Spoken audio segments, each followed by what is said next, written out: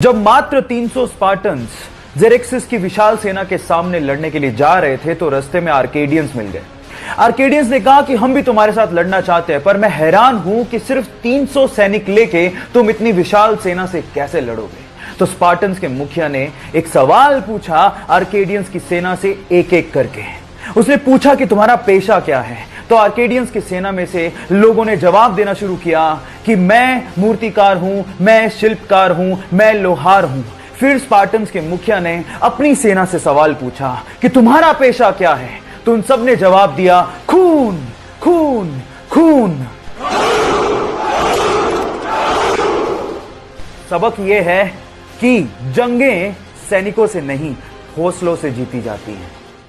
पढ़ाई का और पैसा कमाने का आपस में कोई लेना देना नहीं है, इसीलिए उस लड़के ने 10वीं क्लास के बाद पढ़ाई छोड़ दी और भजिया बेचकर पैसा कमाना शुरू कर दिया।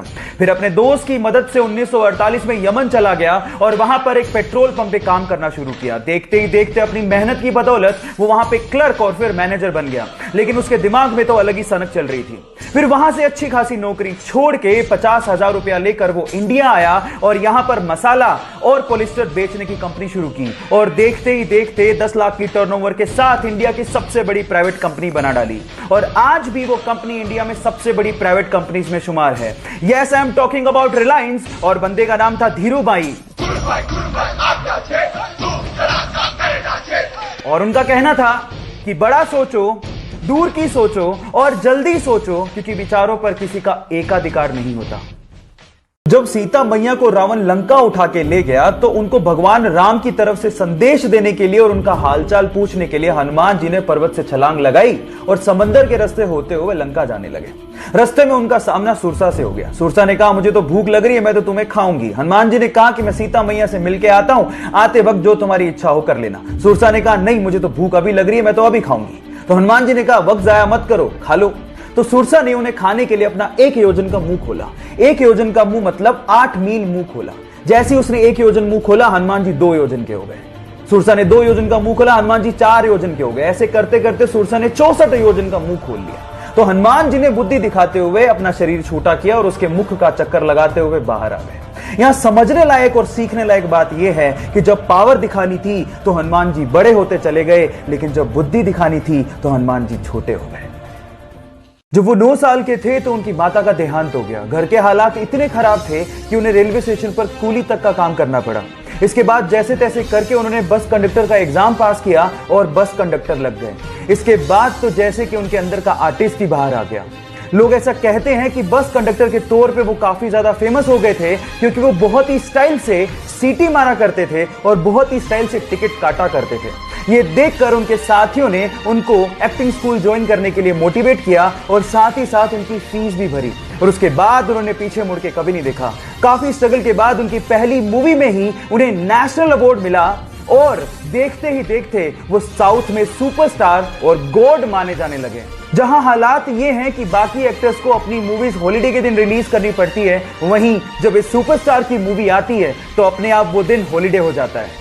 Yes, I am talking about Thalaiva Rajinikanth. जब 13 अप्रैल 1919 को जलियांवाला बाग में जनरल डायर ने सैकड़ों निहत्तों पर गोलियां चलवा दी तो इस बाग से 40 किलोमीटर दूर एक गांव से 11 साल का बच्चा जलियांवाला बाग की तरफ पैदल निकल पड़ा और बाग में खून से सनी हुई मिट्टी को अपने हाथ में लेकर अंग्रेजों से आजादी के सपने देखने लगा।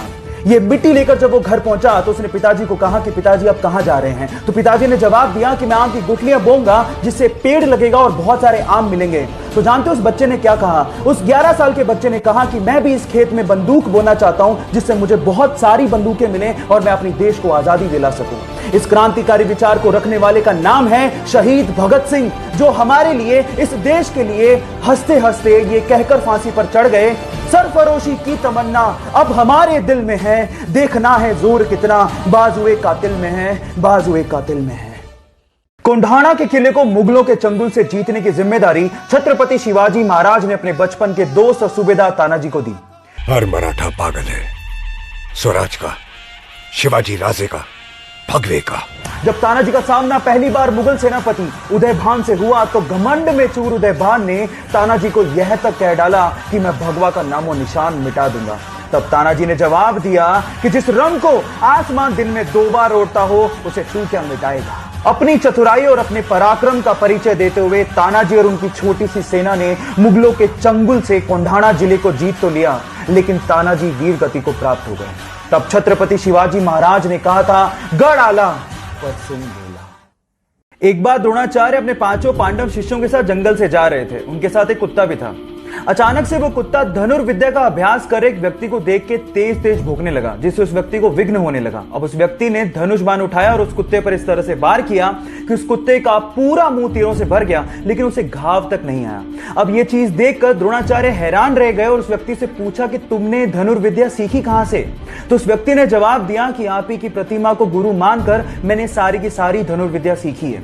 अब क्योंकि द्रोणाचार्य अर्जुन को वचन दे चुके थे कि इस पूरे विश्व में उससे बढ़िया धनुर्धारी कोई भी नहीं होगा, इसलिए गुरु दक्षिणा में उस व्यक्ति से द्रोणाचार्य ने दाएं हाथ का अंगूठा मांग लिया और उस व्यक्ति ने हंसते हंसते अपने दाएं हाथ का अंगूठा द्रोणाचार्य के चरणों में समर्पित कर दिया। जानते हैं उस शिष्य का नाम क्या था? उस शिष्य का नाम था एकलव्य।